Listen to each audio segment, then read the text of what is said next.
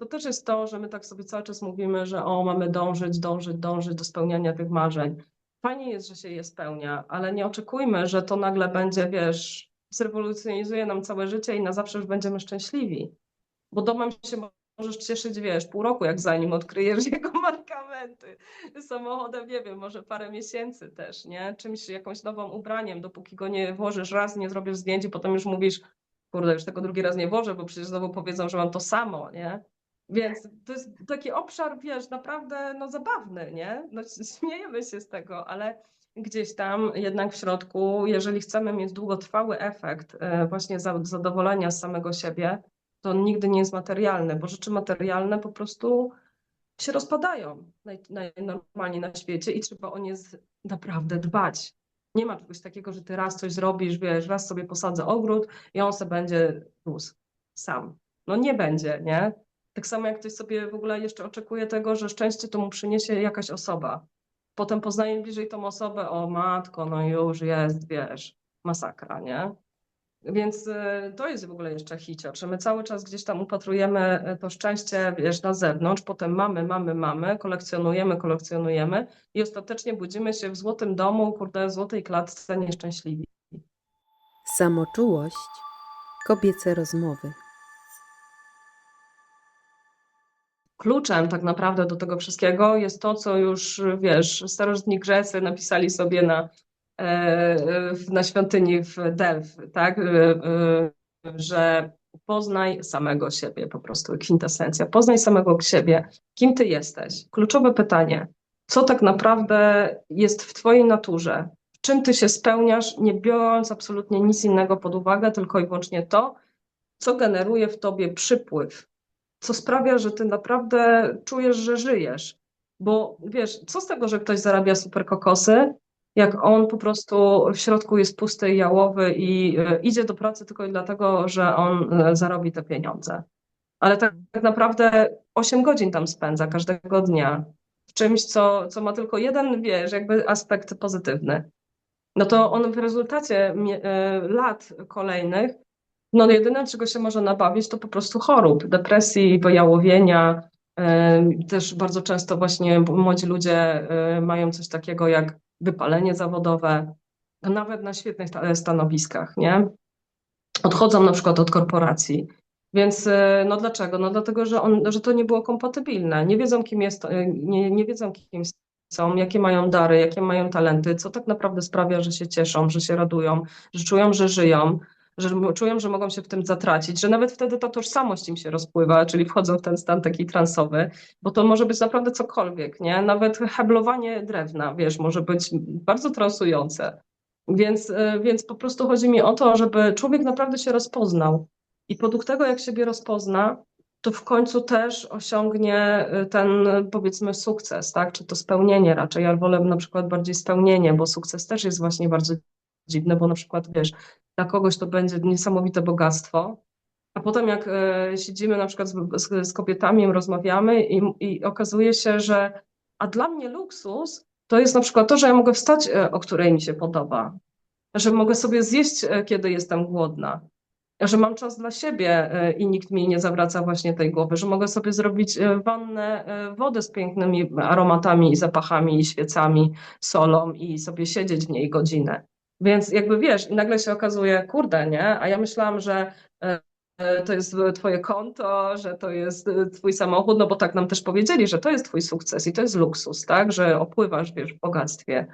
No i to jest właśnie też ciekawe, no jaką cenę trzeba potem zapłacić? I czy ty w ostatecznym rozrachunku naprawdę będziesz szczęśliwy i zadowolony? Bo wiesz, umierając, no to ty jesteś postawiony w takim momencie, gdzie ty patrzysz się, jakie było twoje życie i tam już nikogo innego nie ma, tylko ty. I to ty siebie osądzasz. Czy faktycznie, no bo tu już nie ma wtedy twoich rodziców, nie ma wtedy już tego rodzeństwa, tych nauczycieli, tych dzieci ze szkoły i tak dalej. Jesteś ty i patrzysz się ty, co zrobiłeś ze swoim życiem.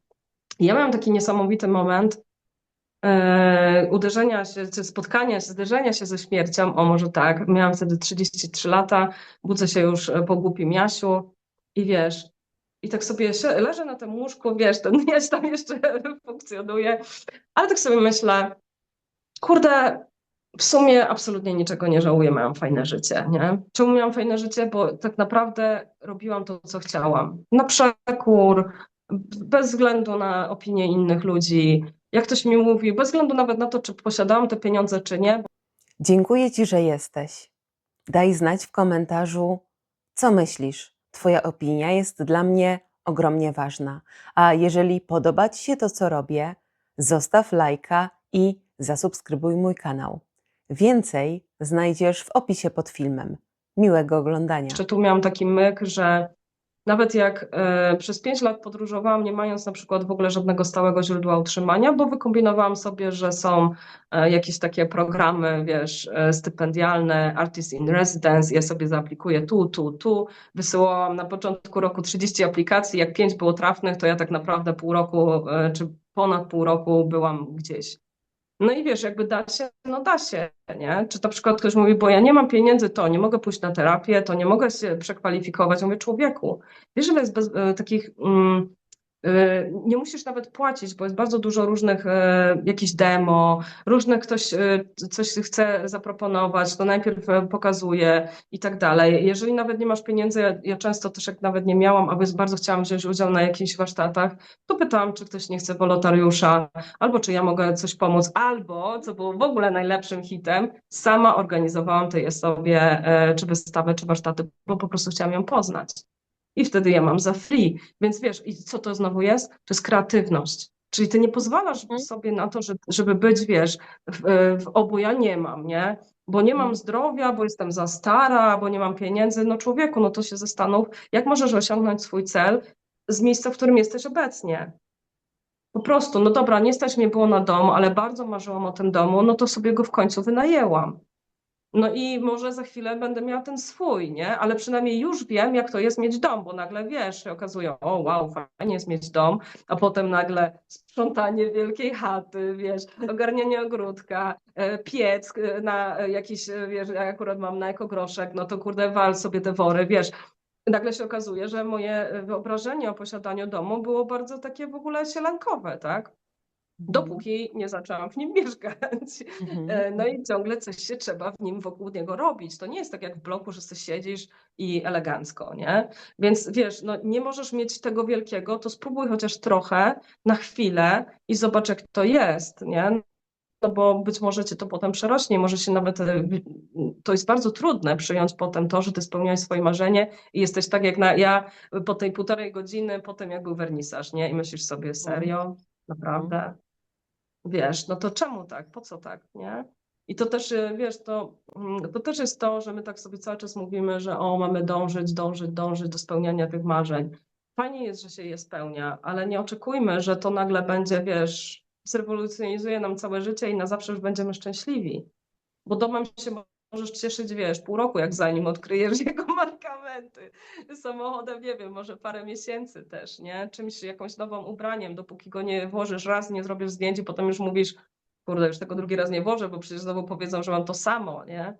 Więc to jest taki obszar, wiesz, naprawdę no, zabawny, nie? No, śmiejemy się z tego, ale gdzieś tam jednak w środku, jeżeli chcemy mieć długotrwały efekt właśnie zadowolenia z samego siebie, to on nigdy nie jest materialny, bo rzeczy materialne po prostu się rozpadają najnormalniej na świecie i trzeba o nie naprawdę dbać. Nie ma czegoś takiego, że ty raz coś zrobisz, wiesz, raz sobie posadzę ogród i on sobie będzie rósł sam. No nie będzie, nie? Tak samo jak ktoś sobie w ogóle jeszcze oczekuje tego, że szczęście to mu przyniesie jakaś osoba. Potem poznaje bliżej tą osobę, o matko, no już jest, wiesz, masakra, nie? Więc to jest w ogóle jeszcze hicior, że my cały czas gdzieś tam upatrujemy to szczęście, wiesz, na zewnątrz, potem mamy, kolekcjonujemy i ostatecznie budzimy się w złotym domu, kurde, złotej klatce nieszczęśliwi. A życie, o nie, bo potem to już powiesz, że jesteś za stara, żeby podróżować, żeby się znaleźć, na przykład być może wyjść z jakiegoś toksycznego związku i tak dalej, i tak dalej. No ale kto jest czynnikiem blokującym wówczas? No tylko ty sam, bo naprawdę ostatecznie nikt nad tobą nie siedzi. Więc to jest właśnie, myślę, że też takie ważne, jakby dążąc, czy pogłębiając ten temat wyjściowy. Tak, no, takie też pogłębianie tej relacji ze sobą. Zobacz, jak my bardzo rzadko wiemy, jakie są nasze potrzeby, tak naprawdę, nie? No, bo ten świat zewnętrzny tak mocno na nas oddziałuje, że tak, że ja potrzebuję, nie wiem, krem na celulit, coś tam i jakiegoś konkretnego produktu, czy tak jak mówisz, nie wiem, domu z ogródkiem, z psem i z partnerem, żeby osiągnąć ten sukces, być szczęśliwą, być wystarczającą w końcu, tak? I zobacz, jakie to jest też w ogóle ta postawa takiego dążenia do tego bycia wystarczającą jest tak naprawdę nigdy nieskończona. Nie? Że to, Mhm. co powiedziałeś, że nawet jak już nawet obudzę się w tym złotym pałacu na złotych poduszkach, to właśnie gdzie ja jestem, nie? I mam niby wszystko, a tak naprawdę to, co mówisz, w środku pustka. I to jest takie jakby niekończąca się podróż za takim, no właśnie, nawet nie wiadomo za czym, za tym, co de facto możemy same sobie dać, ale nie dajemy sobie prawa tego dostać, nie? Bo nie dajemy sobie tego same. Mhm. No to widzisz, no to jest dokładnie to. Klucz tkwi w tym po prostu, kim jesteś. I właśnie Mhm. dobrze, że ty powiedziałeś jeszcze potrzeby, bo pragnienia to jest zupełnie inna rzecz niż potrzeba. A my bardzo często w ogóle nie znamy nawet swoich potrzeb. Bo czasami potrzebą jest to, że ty chcesz mieć czyste powietrze i zdrowe jedzenie, a nie wcale pójść do najlepszej restauracji. Nie? Jak sobie znowu usiądziemy i tak wiesz, znowu się zapytamy z siebie samego, wszystkich części, czyli czego potrzebuje naprawdę moje ciało, czego naprawdę potrzebuje moje serce, czego naprawdę potrzebuje mój umysł, czego naprawdę potrzebuje moja dusza, gdzie ja jestem w tym wszystkim, czego potrzebuje moje wewnętrzne dziecko. No kurczę, jakby tych komponentów wewnętrznych to my mamy naprawdę wiele. A właśnie chodzi o to, że my tylko wierzymy tej presji, jesteśmy ciągle w tej presji i nawet nie mamy czasu na to, żeby chwilę, wiesz, odetchnąć, jakby odsunąć od siebie wszystko to, co my mamy zrobić, bo my jeszcze jesteśmy bardzo zadaniowe i wiesz, że musi być Mhm. wszystko na TikTok poukładane i tak dalej i dopiero wow, wtedy możesz sobie pozwolić na chwilę leżenia, nie? Czemu nas najbardziej denerwuje leżący chłop? No bo jak on, kurde, może sobie pozwolić na to, że on sobie leży na kanapie, jak tutaj jest pranie, tam jest zmywanie, jak tutaj jest ten ogródek i to wszystko, nie? A kiedy ty sobie dałeś ten czas, żeby leżeć? No prawie wcale, nie? A co ci mówi Ziemia? Leży odłogiem przez wiele miesięcy, żeby móc właśnie rodzić, płodzić, mieć, pomnażać i tak dalej, nie?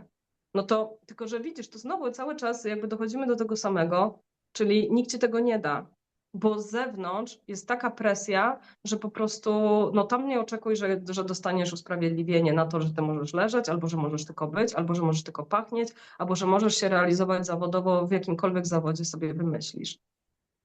I dlatego też na przykład, wiesz, kobiety nawet narzucają sobie, biorą sobie tą presję zewnętrzną, narzucają sobie te wszystkie zadania i mają dzieci, mają kariery, mają te domy, mają te ogrody i po prostu potem są tak zarobione, są tak zajechane, że jedyne, czym one są, to jednym wielkim nieszczęściem i bez kija nie podchodź. No ale kto ci na to jakby, no, gdzie ty byłaś, decydując o tych wszystkich rzeczach? Więc wiesz, to jakby znowu wraca do tego samego, wracamy pytanie, jakie naprawdę są potrzeby i co naprawdę cię uszczęśliwia. I spróbuj najpierw, być może zanim naprawdę zrobisz inwestycję życia, spróbuj sobie na chwilę chociaż gdzieś pomieszkać. Bo to też było, wiesz, to też kolejna była taka śmieszna rzecz w moim życiorysie, że ja mówiłam, nie, Polska absolutnie nie. No to pomieszkałam sobie gdzieś tu, tam, siam.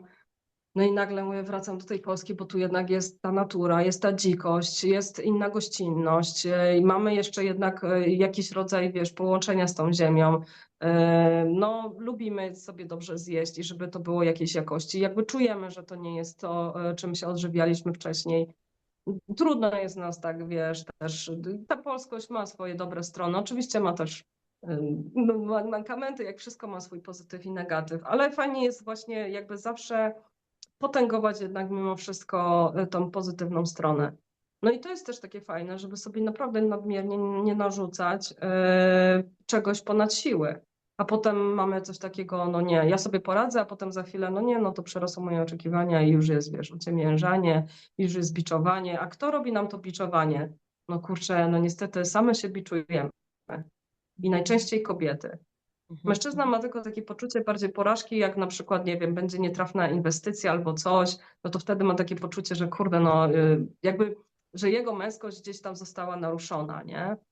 Ale podejrzewam, ale pójdzie z kolegami, napije się, nie wiem, otrzepie się i jakby znowu się oni się szybciej zbierają. Czasami naprawdę wygląda to, żeby się zbierają szybciej, a my się biczujemy nieustannie czymś. Albo ktoś nam, wiesz, coś małego nawet powie, nie? Jakąś małą krytykę. Rozkminiamy to, wiesz, na wszystkie strony to analizujemy. U mężczyzn też nie zauważyłam, żeby oni to mieli. Oni potrafią nie myśleć w ogóle nawet, nie? To jest hit. Kiedy ty nie myślałaś? Nie wiem, musisz, kurde, usiąść na, wiesz, poduszce medytacyjnej, dobra, nie? A ci, wiesz, podpłynął, mówisz coś do niego, gdzie byłeś? O czym myślałeś? O niczym. Jak o niczym? Nie, i już, wiesz, afera, że oni mogą myśleć o niczym. Więc to jest takie, no to też jest o właśnie uwarunkowaniach, o naszej budowie mózgu i tak dalej. No są te różnice. Nie znaczy, że coś jest lepsze albo gorsze. My możemy się po prostu od siebie uczyć i wymieniać. To też jest takie, wiesz, błędne, że dlaczego ktoś powie, że bratek jest gorszy niż róża, nie? No dlaczego jest gorszy, nie? No jeden jest piękny i drugi jest piękny. Ten ma mnóstwo różnych kolorów, a ta ma tylko jakby w jednym gamie odcieni się może mieścić, nie? Trudno jest to wszystko, wiesz, to porównywanie jest też jakimś takim obłędem, nie? Na tą rzecz, bo ostatecznie naprawdę nikt nie jest w twojej skórze. Jak ty sobie myślisz, że już kogoś znasz i wiesz o nim wszystko najlepiej, to wierz mi, na pewno są to tylko projekcje, bo ty nigdy nie wiesz, z czego ten człowiek z jakiego domu wyszedł, z czym się boryka tak naprawdę na co dzień. My mamy persony, maski, wiesz, ubieramy na siebie całe w ogóle szeregi różnych kostiumów, zbroi, nie wiadomo czego. Zobacz sobie profile na Facebooku, wszystkie cudowne, piękne, nie? A jak jest w życiu, ten płacze, tamten jest chory, ten ma długi i tak dalej, nie? Więc to jest tak samo, jak budujemy wszystko na kredytach i my myślimy, że jesteśmy tak super bogaci. Więc wiesz, to jakby o to mi chodzi, nie? Żeby zmierzyć się, żeby być po prostu autentycznym i szczerym i próbować. Jak nie wiesz czegoś, to spróbuj na małą jakby skalę. Nie musisz się zaraz rzucać na nie wiadomo co. Naprawdę ostatecznie jesteś jedyną osobą, która naprawdę stoi nad tobą, nie? No chyba, że no, weźmiemy już te instancje duchowe, ale naprawdę dobre instancje duchowe to jest, to jest kolejna rzecz, którą my, kurde, strasznie jakby przekręciliśmy na naszą absolutną niekorzyść, nie? No i zrobiliśmy z Boga jakiegoś, wiesz, jakiegoś osądzającego dziada z brodą, który przyjdzie do nas i nas będzie w ogóle, wiesz, w piekle na ruszcie palił, nie? Jeżeli coś jest miłością, wiesz, naprawdę w miłości nie ma czegoś takiego, że miłość wie lepiej, że miłość cię będzie krytykować, że ona cię teraz będzie w ogóle, no bo jeżeli cię będzie, to już nie jest miłość, no proste. No przecież jak może być inaczej? No nie może być inaczej. Po prostu nie może być mniejszego lub większego dobra. My mówimy mniejsze lub lepsze, mniejsze lub większe zło, tak? Tak słyszałam, miałam iść na wybory, wybrać mniejsze zło. Wiesz, ja mówię, ja nie chcę w ogóle partycypować w żadnym źle, nie? Tak samo, dla mnie jak jest coś dobre, to jest po prostu coś dobre, wiesz. To po prostu o to mi chodzi, nie? No bo jak? Trochę jest jasno, po prostu jest światło, jest jasność, jest miłość, jest dobro, czujesz się dobrze. Nie czujesz się troszkę dobrze, nie? Więc jakby wiesz, to jest, kurczę, no i to jest właśnie, tu dużo można na ten temat wszelakich, wiesz, rzeczy mówić, ale ty naprawdę wiesz, co jest dla ciebie dobre. Jak się naprawdę gdzieś głęboko w sobie zanurzysz i zapytasz, wchodząc jakby do tej strefy dobra i miłości. Więc jeżeli są instancje duchowe, które mają nas wspierać i one mają tą ich po prostu zadaniem, czy z tego, czego one są zrobione z miłości, z dobra, z jasności, wsparcia, to tam nie ma wtedy już tej opozycji. Bo jak jest opozycja, to już nie ma tego, nie? I to trzeba by było zrozumieć. Więc nie ma żadnego Boga, który cię będzie karał. Sam dla siebie będziesz największym po prostu okrutnym sędzią. Więc o to chciałam, żeby też ludzie, wiesz, jakby zrozumieli. Jeżeli się odnosimy do instancji wyższych, boskich, no to one nas naprawdę jakby, no musimy je zaprosić przede wszystkim, bo same się nawet nie wproszą. Bo nawet nie mają czegoś takiego, że one będą teraz nauczać ciebie, bo wiedzą o tobie więcej albo lepiej. One cały czas są, anioły są przy nas bardzo dużo jest istot w ogóle, ale nawet duchowe z tego świata, tak? Wspierają nas żywioły, wspiera nas ta ziemia. My się nawet do niej nie zwrócimy. Idziemy, rżniemy, wycinamy, bierzemy, kopiemy, wiesz. Czy ktoś powiedział jej dziękuję? Wiesz, to jakby dlatego też ten szamanizm mnie tak fascynuje, bo w końcu wszystko jest żywe, do wszystkiego możesz się odnieść, do wszystkiego możesz o coś zapytać. Ja już się nigdy nie gubię w lesie, bo ja się zawsze pytam, dokąd ja mam pójść? Proszę Ziemio, pomóż mi.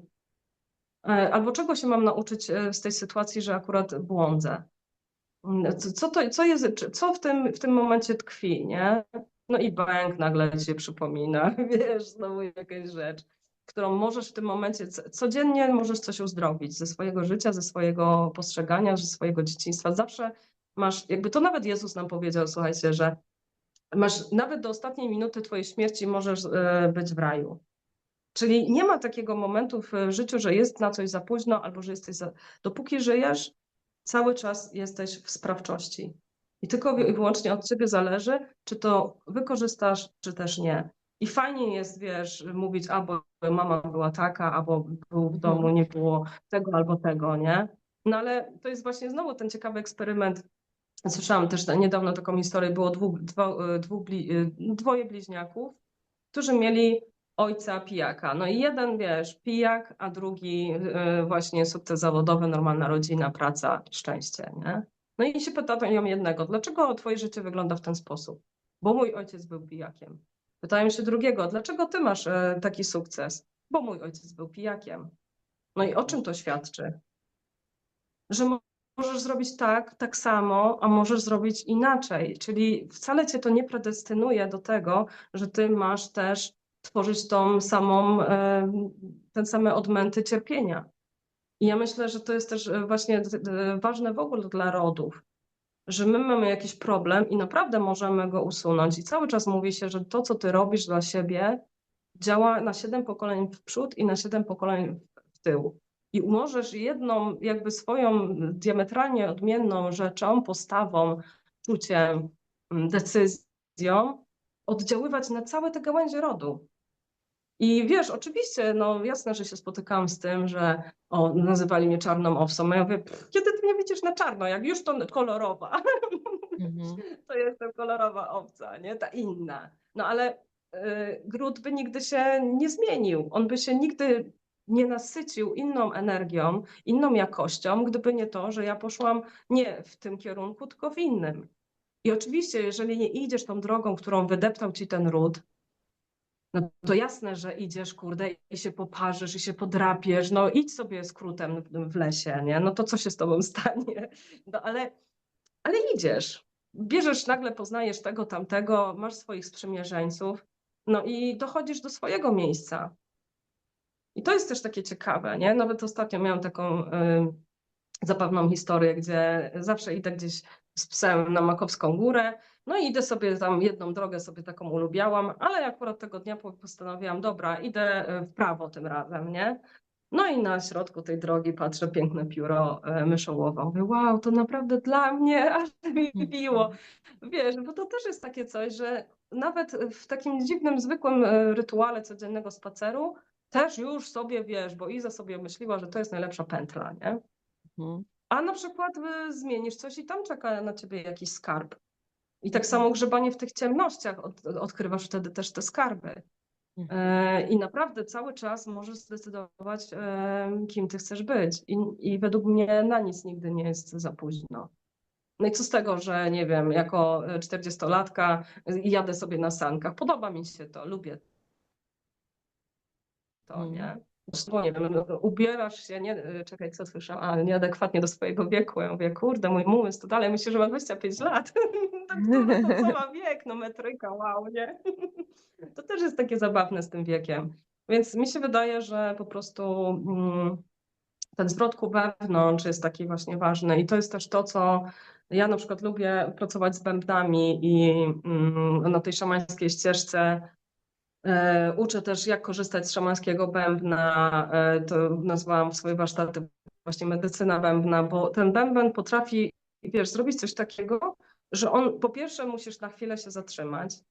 Po drugie, zaczynasz bębnić, zaczynasz słuchać, myśli się zaczynają w końcu jakoś tak, wiesz, układać wyraźniej.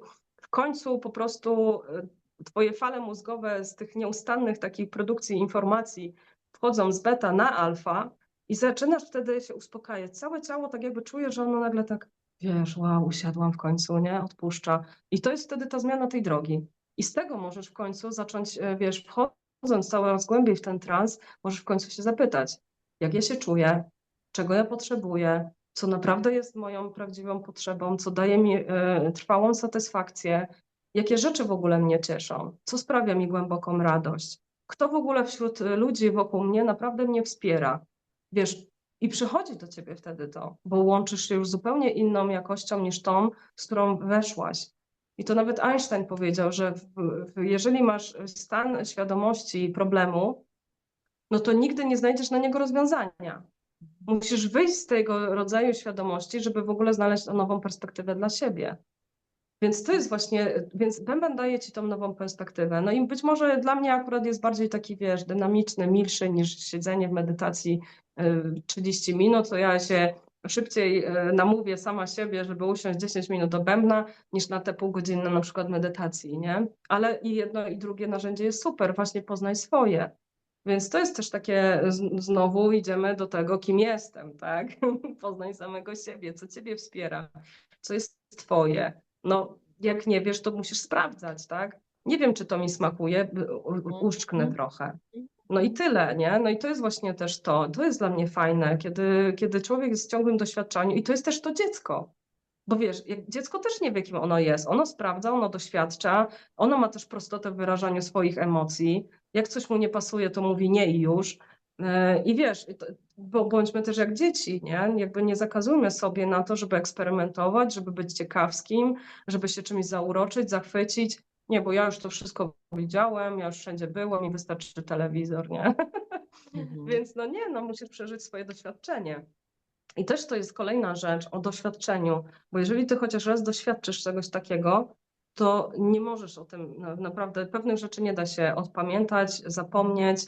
Wiesz, jak już sobie coś uświadomisz, możesz oczywiście być ignorantem i olewać to i nie dawać temu uwagi, ale jest już coś, już po prostu połknąłeś tego bakcyla, nie? I to jest właśnie też ważne w tym, w ogóle w rozwoju życia człowieka, już nawet nie tylko duchowym, żeby jak już coś, jak już masz to nasionko, no to dbać. No i to też samo się nie zrobi. Tam potrzebna jest determinacja. No i jak już widzisz, że coś jest absolutnie, ewidentnie niekorzystne, no to nie możesz trwać w tym. No po prostu, bo jak trwasz w tym, no to patrząc się na koło życia, co cię będzie czekać, no widzisz, że wtedy już jest degradacja. No i my cały czas robimy, wiesz, z ziemią, nie? I jakby ze wszystkim wokół. My myślimy, że będzie inaczej, bo odwrócimy sobie wzrok na inną stronę. No nie, Mhm. no Też się nagadałam. no, powiedziałaś właśnie na początku tej teraz twojej wypowiedzi o tym Bogu i o tej miłości. Ja mam też wrażenie, że my nie pozwalamy sobie, ze względu na to, że chcemy być postrzegane jako odpowiednie, właśnie wystarczające, na tę swoją ciemną stronę. Że przecież ja nie ma, ja zawsze jestem uśmiechnięta, ja zawsze jestem miła, Mm, ja zawsze jestem jakaś tam, prawda?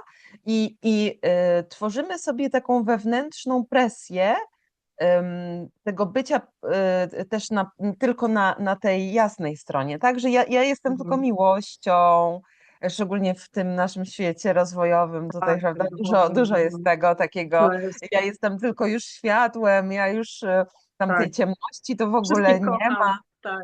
Wszystkich Ja już kocham, nie mam tak, cienia. Mhm. dokładnie, ja już nie mam No. cienia, tak?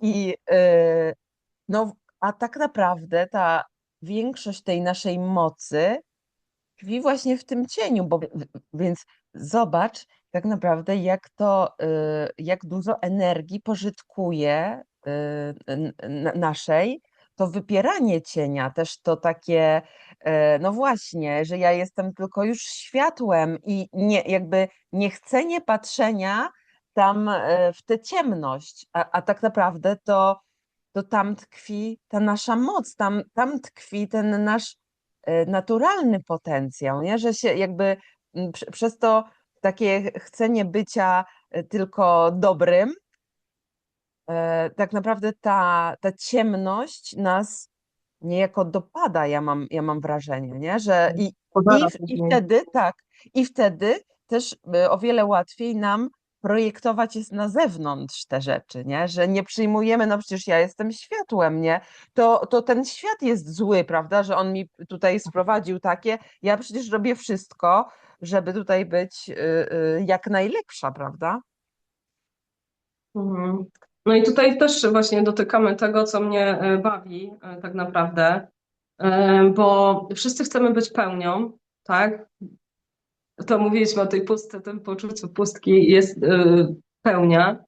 No to jak ty chcesz być pełnią, jeżeli ty zakazujesz sobie na odczuwanie podstawowych i elementarnych emocji ludzkich? Mhm. Bez tych emocji po prostu nie ma nas. No nie jesteśmy człowiekiem. Człowiek ma takie, a nie inne spektrum wszelakich różnych emocji i oczywiście znowu, bo my jakieś sobie ulubimy bardziej, jakieś sobie nie ulubimy, no ale prawda jest taka, że gdybyśmy je po prostu wyrażali, no to one by nas wcale nie zżerały w ogóle nam wnętrza, nie? Mhm. Tylko, że tam znowu oczywiście mężczyźni nie mogą płakać, kobiety nie mogą się złościć, wiesz, znowu jest podział jakiś śmieszny.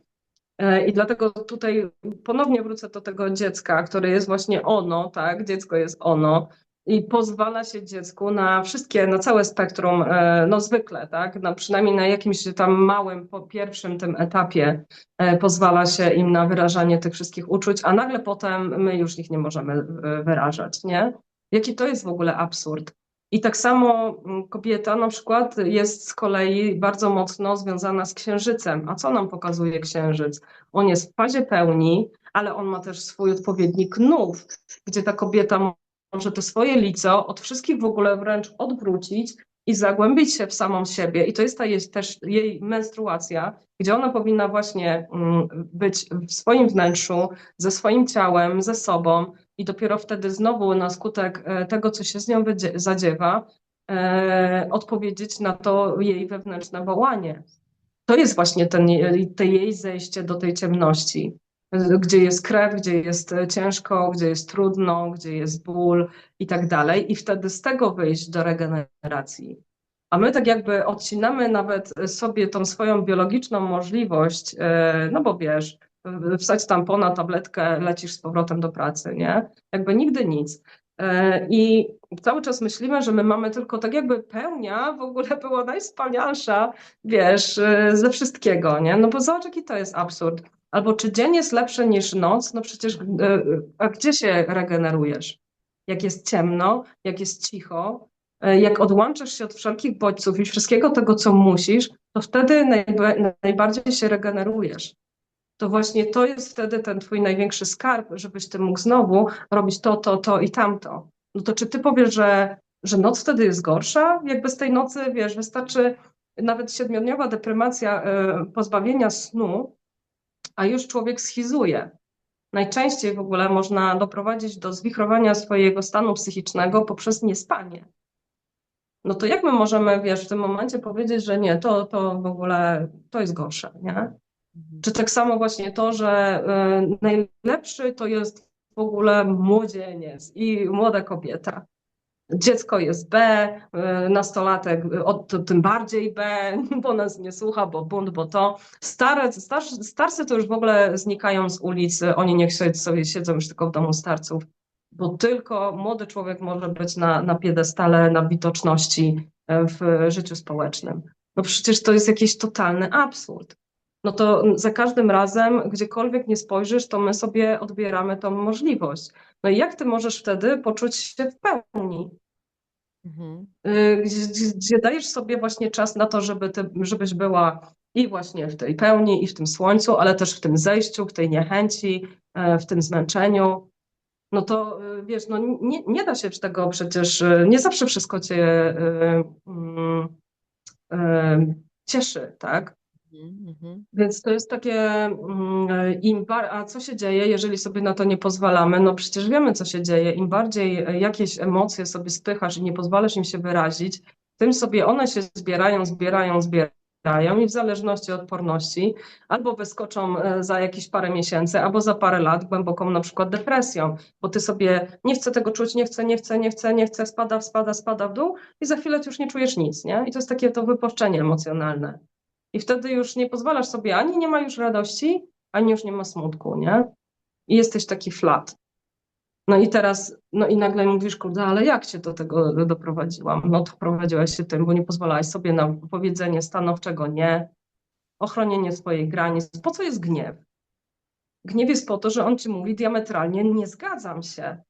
To coś gdzieś mnie, to co mi się robi, ja doświadczam niezgody na to. No i znowu oczywiście, jak sobie pójdziesz dalej i głębiej, no to pewnie się znowu okaże, że tak, dobra, no w dzieciństwie to i tamto, no bo tak najczęściej niestety jest, że te wszystkie kalki to są nam wdrukowywane w tym pierwszym etapie życia. Więc my ciągle wałkujemy, jak każda terapia, zawsze zaczyna się od tego, no od tego dzieciństwa. No ale my jesteśmy teraz dorośli, nie ma już tych rodziców i tych autorytetów nad nami, a my sami dalej sobie nie pozwalamy na to, żeby poczuć się słabo, żeby nie mieć na nic siły, żeby w ogóle nawet nie mieć na nic ochoty, nie? Żeby nie powiedzieć, nie ochronić swoich granic, żeby nie zapłakać, bo przecież masz być teraz taka silna, tak? Albo on, mam być taki silny. No nie chcesz robić tego publicznie, nie musisz tego robić publicznie. Idź sobie do swojej samotni i tam sobie pozwól na wylanie wszystkich emocji. Przecież nikt ci nie każe płakać przed innymi, tak? Ale po prostu daj sobie też ten moment, kiedy niech to wszystko z ciebie spłynie i to jest wtedy zdrowie. Bo to jest, wiesz, to jest takie, kiedy my możemy czuć na przykład miłość wobec wszystkiego i wszystkich? Kiedy w naszym sercu dochodzimy do tego punktu, gdzie jesteśmy w uczuciu, czyli czymś trwalszym, co jest zakorzenione w miłości. Ale na co dzień my mamy szereg różnych emocji, które nas obrastają jak, wiesz, jak poszczególne znowu, jak cebula, nie? Ma takie swoje błony, jedna, druga, trzecia. No i czasami naprawdę, żeby dojść do tej miłości, to trzeba sobie właśnie pościągać te wszystkie poprzednie warstwy. I wtedy absolutnie w każdym sercu jest, wiesz, jest ta miłość. Ale czasami trzeba właśnie odreagować. I to też jest takie, moment wieczoru w ogóle był takim naturalnym momentem, bo jak mamy właśnie ten wschód, południe, zachód, północ, no to mamy poranek, mamy ten środek dnia, mamy wieczór i mamy noc. No i wieczór jest tym schyłkiem i tym takim naturalnym procesem, który się w nas zadziewa, który powoduje refleksję. I to zanim, no i my oczywiście idziemy, bierzemy prysznic, czy tam kąpiemy się, oczyszczamy tam wszystkie rzeczy, tak, ale oczyszczamy się zwykle powierzchownie, fizycznie, a nie wchodzimy w głąb i nie oczyszczamy na przykład swoich emocji. Nie prosimy, żeby, ja akurat proszę wodę, bo to jest znowu, jak czegoś nie powiesz w świecie duchowym, to tego nie ma, czyli proszę wodę, żeby ona mnie oczyściła, właśnie na przykład z nie swoich energii, ze zmęczenia przede wszystkim. Naprawdę po prostu wielokrotnie proszę, żeby oczyściło mnie ze zmęczenia. I po tym prysznicu nagle wyskakuje jak młody Bóg, nie? A jeszcze jak sobie wrzucę soli, jak się jeszcze ponacieram, jak pousuwam sobie jeszcze wszystko to, co mi gdzieś tam nie oblazło, bo ludzie naprawdę rzucają na nas w pewnym sensie jakieś klątwy, jakieś swoje wyobrażenia, swoje myślokształty, zazdrość przecież, tak? I my jesteśmy tacy oblepieni jakby tym czyimiś jakimiś opiniami. Ścieraj z siebie to i po prostu taka codzienna pielęgnacja, która nie daje ci, no nie musisz mieć iluś więcej minut, bo to się dzieje w tym samym prysznicu, który bierzesz zawsze, tylko po prostu mentalnie jesteś świadom tego, co robisz. To jakby nawet tyle wystarczy. I to jakby jest, woda w ogóle daje nam naturalne wyrównanie emocjonalne i jej powinniśmy to wszystko powierzać. Ale pozwólmy sobie na to, czyli, bo my się boimy, że to nas pochłonie, że my w tym zostaniemy i tak i nie wiadomo, co się z nami wydarzy, bo na przykład strasznie boimy się puścić kontrolę. A jak będziemy złe, to nie wiem, coś się wydarzy, będziemy już zabójstwo w amoku popełnimy, nie? Ale one się dzieją tylko w momencie, kiedy cały czas właśnie się odkładasz, w końcu wybucha. Wtedy jest tak naprawdę najbardziej to niebezpieczne dla człowieka, niż w momencie, kiedy ty sobie codziennie jakby wchodzisz w emocje, ale potem wyrównujesz sobie ten stan i najlepiej jest sobie wyrównać właśnie do punktu neutralnego. Teraz miałam warsztaty właśnie medycyny bębna, cały weekend pracowaliśmy i właśnie znowu to wybrzmiało, że po prostu jakby narzuca nam się to, żebyśmy my byli cały czas w jakiejś euforii, neguje się to, że my jesteśmy na przykład smutni albo nie w sosie, a w ogóle nie ma tego stanu pomiędzy. A przecież ty jesteś najczęściej w stanie neutralnym, bo ty nie wstajesz nagle z łóżka i nie mówisz, ła, kocham od razu wszystkich, tylko najpierw się rozciągniesz, a tu mnie coś boli, a tutaj chce mi się pić, a tu chce mi się siku, raczej w tym się wstaje zwykle. I raczej twój stan emocjonalny jest taki, no właśnie, jak go nazywam, stanem środka. Jesteś w neutralności i to jest twój naturalny, normalny stan, a nie nad, ani nie pod. Więc jakby poszerzajmy to, bo za chwilę znowu wpadniemy w te sidła, wiesz, tego wahadła. Im bardziej wyskakujemy ponad, tym znowu nas wyrównuje do czegoś smutnego, no bo przecież natura tak działa, że ona cały czas harmonizuje. Ale im są większe te skrajności, to gdzieś jest susza, a gdzieś jest potop. Więc im bardziej my tak sobie, więc dajmy sobie może czas na to, żebyśmy tak delikatnie sobie pozwolili na te emocje, ale nie wywalali ich nie wiadomo jak do przodu, bo zwykle ci, co mają przyklejony uśmiech, to oni gdzieś po prostu ten smutek też muszą przeżyć albo jakiś rodzaj tragedii. No i po co ci to wtedy? A buddyści od tylu setek lat mówią, żeby być właśnie, iść tą drogą środka, nie przywiązywać się ani do przyjemności, ani do nieprzyjemności, ani nie pragnąć nadmiernie, ani za bardzo się nie zniechęcać, nie mieć tego oporu. Więc jakby i przecież oni poświęcili szereg po prostu wszelkich medytacji, domysłów do tego, żeby człowiek uwolnił się od cierpienia. No to czemu nie popatrzeć się, co osiągnęli? No i osiągnęli to, że ty masz właśnie być w tym stanie. A jak my sobie ciągle produkujemy właśnie tą euforię, to żeby być ciągle ponad, no to jedyne, co ty sobie możesz zrobić tym samym, no to z tej presji to chyba, wiesz, zawał serca jest najszybszy, nie? Więc jakby, no, jesteś człowiekiem, to pozwól sobie na emocje ludzkie i to nam nawet bogowie pokazują we wszelkich mitologiach i religiach. Jak zszedł Jezus, to się zagniewał, tak? Jak zrobili ze świątyni targ, tak? Kryszna zapłakał nagle nad śmiercią swojego siostrzeńca, a przecież wiedział, że śmierć nie istnieje. Wiesz, jakby Jezus poczuł się też zraniony, osamotniony. Mówi, kurde Boże, opuściłeś mnie, bo ten mnie zdradził, to się wydarzyło, a przecież wiedział, że nie. Więc jeżeli postacie boskie, które totalnie wiedzą, że to jest tylko chwilowe, a przeżywają dokładnie ludzkie emocje, jak właśnie smutek, poczucie zdrady, gniew i tak dalej, no to ja człowiek, który nie mam takiego cudownego jeszcze połączenia na przykład z całą, wiesz, tą drugą stroną rzeczywistości duchową, no to ja mam sobie nie pozwolić na to, jak oni sobie pozwolili? Wiesz, no to przecież to co ja z siebie robię? No to my chcemy zrobić jakieś właśnie bezczuciowe manekiny z ludzi. No i to jest właśnie to, że ja nie rozumiem, to jest tak samo jak przez bardzo wiele lat wierzyłam w to, że żeby się rozwijać duchowo, nie możesz na przykład mieć pieniędzy. Nie? No i znowu, wiesz, budujesz sobie koronę, nie wiadomo jaką, a korzenie leżą. Nie? No i bęk, spada ci nagle to drzewo w którymś momencie, no bo się nie da rozrastać do góry, nie jednocześnie łączyć się z dołem właśnie poprzez materię, poprzez swój ród, poprzez korzenie i też, bo to nie ma być tak, że ty masz być, no chyba, że oczywiście wybierasz taką totalnie już ścieżkę mnicha, no ale to jest ekstremum, tak? I nawet przecież znowu tu Budda nam przychodzi i mówi, on był w ekstremum, wiesz, absolutnego ascetyzmu, był też w tym ekstremum, gdzie był tym grubaskiem, rubasznym, śmiesznym, no i w końcu doszedł do wniosku, że trzeba jednak być pomiędzy. No i my dalej będziemy, wiesz, no to jest jak w koło Macieju, że po prostu zamiast popatrzeć się na mądrość tego świata, to tak jakbyśmy cały czas, wiesz, woleli swoje no po prostu, wiesz, robić na przekór, nie? Mhm, No ale mhm. jeżeli chce się rzeczywiście coś uosobić, no to ty podążasz jakby śladami też swojego mistrza po to, żeby go nawet przegonić. Nie? I to jest coś, czego ja na przykład nie rozumiem w tej wierze właśnie katolickiej, w której zostałam wychowana, że tam jest Jezus, który jest absolutnie niesamowitą mistrzowską postacią, niesamowitą mistrzowską postacią, pełną miłości, pełną, wiesz, jakby takiego oddania w ogóle ludziom, pomocy ludziom, tolerancji, którą my, no w ogóle na przekór też, wiesz, jakby wszystkiemu, co było, układowi, ustrojowi i tak dalej. Był rebeliantem.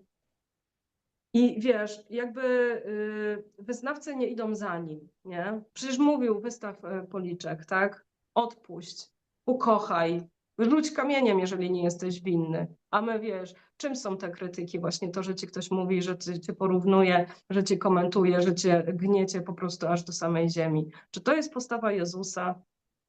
I dlatego bardziej mi się na przykład podobają innego rodzaju nurty, na przykład właśnie ten buddyjski, czy hinduski, czy jakiś, bo jak oni sobie już, wiesz, upatrzą jakiegoś jednego mędrca, czy Boga, boginię, jakąś postać, wiesz, mistrzowską, to oni naprawdę chcą, wiesz, być tacy jak ta postać.